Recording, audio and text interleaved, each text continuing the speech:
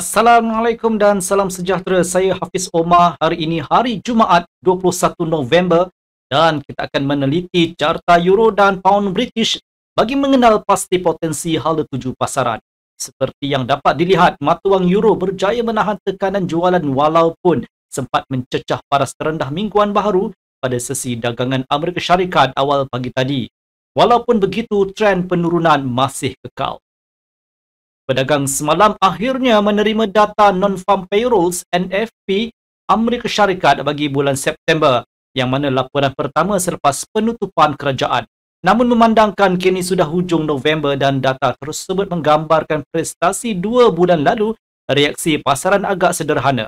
Laporan menunjukkan ekonomi Amerika Syarikat menambah 111,000 pekerjaan, jauh melebihi unjuran 53,000. Menariknya, data bagi Oktober dan November hanya akan diterbitkan pada Disember, menyebabkan Rizab Persekutuan Fed masih kekurangan maklumat semasa sebelum mesyuarat dasarnya bulan depan. Kekosongan data ini meningkatkan ketidaktentuan terhadap hala tuju dasar monetary seterusnya. Ketika ini, ramai pedagang dan penganalisis menjangkakan Fed akan mengekalkan kadar faedah pada Disember dan jangkaan ini telah menyokong dolar kebelakangan ini. Laporan semalam turut menunjukkan kadar pengangguran Amerika Syarikat meningkat kepada 4.4% pada September. Namun yang penting, purata pendapatan sejam meningkat sebanyak 0.2%, menandakan inflasi masih terkawal. Oleh itu, Fed dijangka tidak tergesa-gesa menukar dasar monetarinya, sekaligus mengukuhkan jangkaan bahawa mesyuarat Disember nanti hanya akan menyaksikan jeda dalam pelonggaran kadar selaras dengan nada berhati-hati pegawai Fed sejak 2 minggu lalu. Beralih kepada kalender makroekonomi hari ini, terdapat beberapa laporan penting menanti pasaran. United Kingdom akan mengeluarkan data pinjaman bersih sektor awam dan jualan runcit bagi Oktober yang dijangka tidak banyak berubah berbanding bulan sebelumnya. Turut tersenarai ialah data aktiviti pembuatan dan perkhidmatan dari Perancis, Jerman, United Kingdom serta keseluruhan zon euro.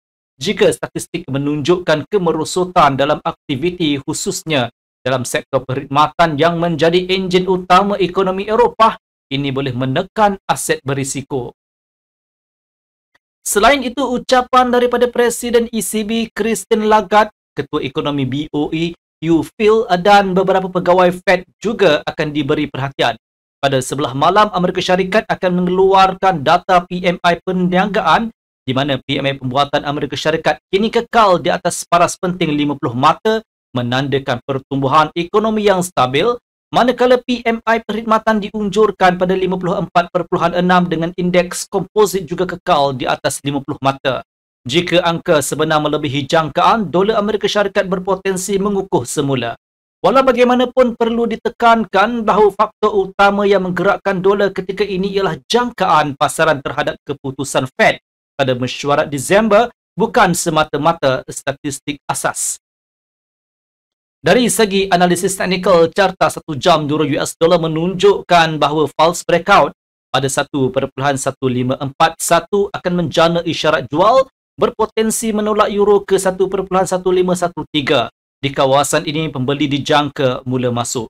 Namun jika harga menembusi di bawah 1.1513, euro boleh jatuh ke 1.1492 dan seterusnya ke 1.1472.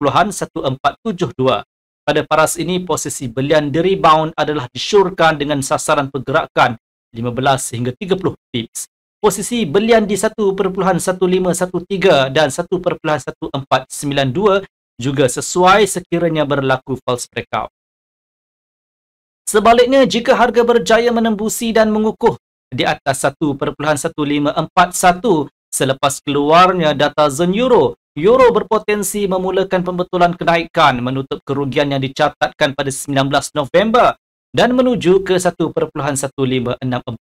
Pada paras ini, penjualan di false breakout adalah wajar. Sasaran paling jauh berada di 1.1584,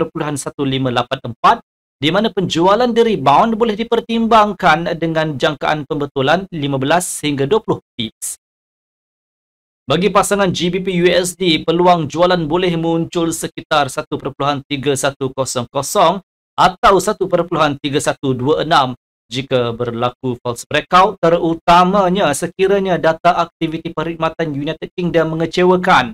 Sebaliknya, jika statistik positif pound British boleh melonjak ke 1.3152, di mana posisi jual di rebound disyorkan dengan sasaran pembetulan 20 sehingga 25 pips. Posisi belian pula boleh dipertimbangkan di 1.3069 atau 1.3038 sekiranya berlaku false breakout, manakala rebound buy di 1.3013 turut relevan dengan sasaran 25 sehingga 30 pips. Sekian video analisis dari saya Hafiz Omar dan semoga berjumpa lagi.